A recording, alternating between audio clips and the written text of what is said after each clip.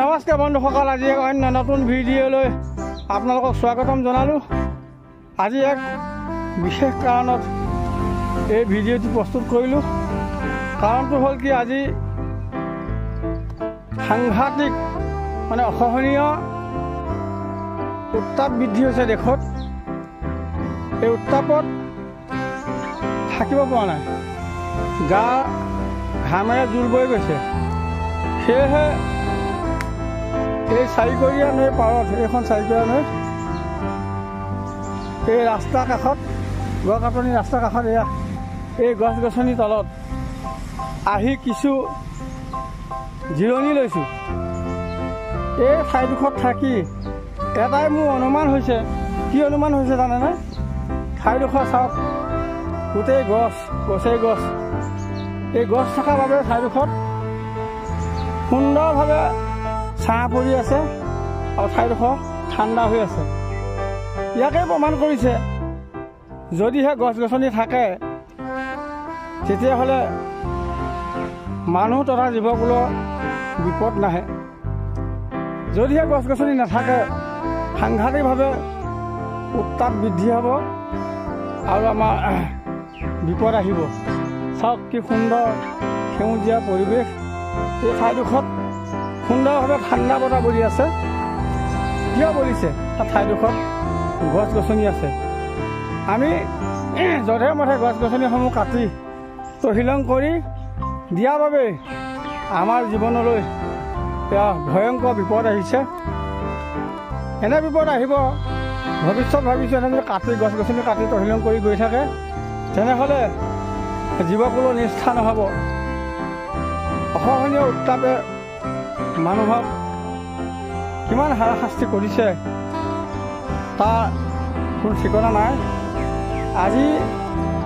আজি দিনটোত কিন্তু সাংঘাতিক উত্তাপ বৃদ্ধি হ'ব বুলি ভাবিছোঁ। ৰাতিপুৱাৰ পৰা দেখিছোঁ যথেষ্ট গৰম পৰিছে, ঘাম বাঢ়ি হৈ গৈছে।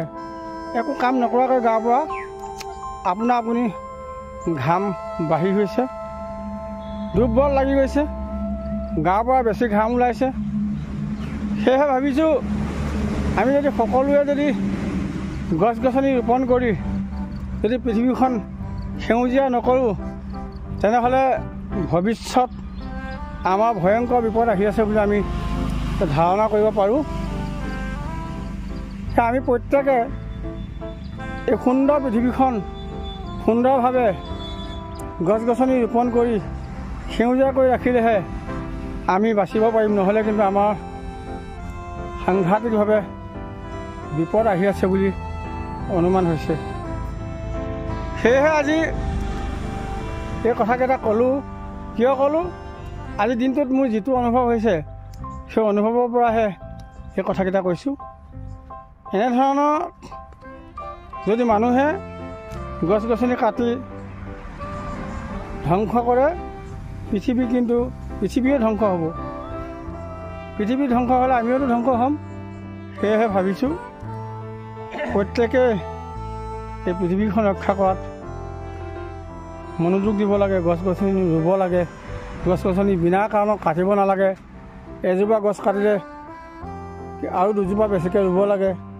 এনেধৰণৰ যদি মনোভাৱ নহয়, এদিন দেখিছোঁ পৃথিৱী ধ্বংস হ'ব। এনেধৰণৰ গৰম হ'লে মানুহ কেনেকৈ জীয়াই থাকিব? জীৱ জন্তু কেনেকৈ জীয়াই থাকিব? ঘৰৰ ভিতৰত থাকিব নোৱাৰি, ফেনে কাম কৰা নাই, কিন্তু এই গছৰ তলত কিন্তু কাম কৰিছে। গছৰ তলত হাৱা বতাহ চলিছে, ঠাণ্ডা লাগিছে, গছৰ তলত ভাল লাগিছে। চাওক, এনেধৰণৰ সেউজীয়া হ'ব লাগিব পৃথিৱীখন। আমি প্ৰত্যেকে চেষ্টা কৰিব লাগিব পৃথিৱীখন সেউজীয়া কৰিবলৈ। এই সেউজীয়া পৰিৱেশটো যেতিয়ালৈকে থাকিব তেতিয়ালৈকে আমাৰ শান্তি হ'ব, আমি শান্তিৰে বসবাস কৰিব পাৰিম। এই সেউজীয়া যেতিয়া নোহোৱা হ'ব তেতিয়া কিন্তু আমাৰ জীৱনলৈ বিপদ আহিব। কিন্তু মই বৰ্তমান থকা ঠাইডোখৰ সঁচাকৈ সেউজীয়া পৰিৱেশ। কি সুন্দৰ, ইয়াত শীতল বতাহ বলি আছে। ইয়াত গৰম দিন নে ঠাণ্ডা দিন এই অনুভৱটো আপোনাৰ নাহে। এনেধৰণৰ আমি পৰিৱেশ সৃষ্টি কৰিব লাগিব। চাওক, এইখিনি হয়তো বৰষুণ দিলেও বৰষুণ নপৰে, এনেকুৱা সুন্দৰ ঠাই, ৰ'দৰ কোনো ইয়াত প্ৰভাৱ পৰা নাই, সুন্দৰ হৈ আছে ঠাইডোখৰ। চাওকচোন, মই ইয়াৰ গছবোৰ দেখাই দিছোঁ, চাওক কিমান ধুনীয়া হৈ আছে। এনেকুৱা যদি আমি পৰিশ্ৰমটো কৰি ল'ব পাৰোঁ, তেতিয়াহ'লে আমাৰ কিছু এনেধৰণৰ বিপদৰ পৰা আমি হাত সাৰি থাকিব পাৰিম বুলি ভাবিছোঁ। গতিকে পৃথিৱীখন সেউজীয়া হ'লে আমাৰ ৰক্ষা পৰিব, জীৱকুলক ৰক্ষা পৰিব। যদিহে পৃথিৱীখন দিনক দিনে ধ্বংস কৰোঁ, আমাৰ ভৱিষ্যত কিন্তু ধ্বংস হ'ব। আমাৰ উঠি অহা প্ৰজন্ম আৰু বিপদত পৰিব। ৰ'দ বৰষুণৰ পৰা আমি সকাহ নাপাম। এতিয়া বতৰৰ বিভিন্ন তাৰতম্য দেখা গৈছে। গতিকেলৈ এই গৰমকেইটা দিনত আমি গৰমৰ পৰা ৰক্ষা পাবলৈ হ'লে এনেধৰণৰ গছৰ তললৈ আহিব লাগিব। যিহেতু আমাৰ গছৰ বাদে অন্য উপায় নাই, গছেহে আমাক ৰক্ষা কৰিব। আমি যিহেতু শীত তাপ নিয়ন্ত্ৰিত কোঠাত আমি থাকিব নোৱাৰোঁ, কাৰণ আমি সেইটো ব্যৱস্থা কৰি ল'ব পৰা নাই আৰু নোৱাৰোঁ সাধাৰণ মানুহ। গতিকেলৈ আমি গছ গছনি তলতে আমি থাকিব লাগিব। চাওকচোন, সুন্দৰ সেউজীয়া পৰিৱেশ, কি সুন্দৰ নদীৰ কাষত সুন্দৰ পৰিৱেশ।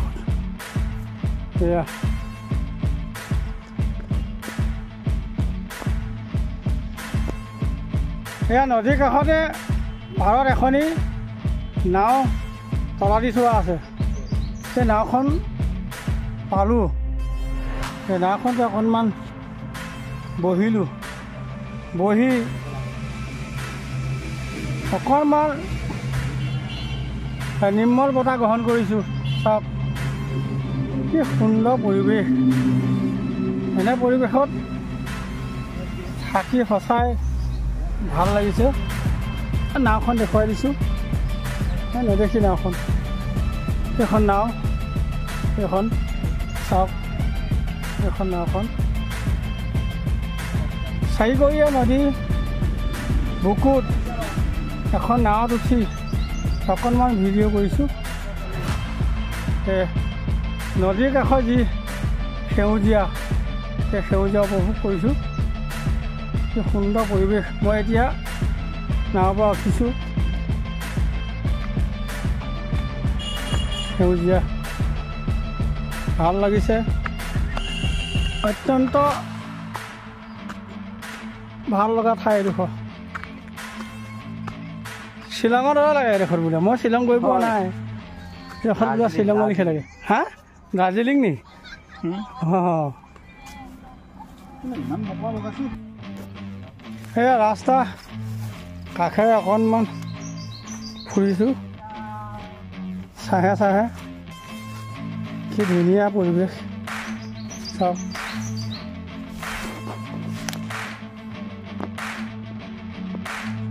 কেনেকুৱা লাগিছে পৰিৱেশটো, চাওক মজা লাগিছে। সুন্দৰ সুন্দৰ মনোৰম দৃশ্য বুলি ক'লে হয়। এনে সুন্দৰ ঠাই, সেই ঠাইত সুন্দৰ বতাহ বলি আছে।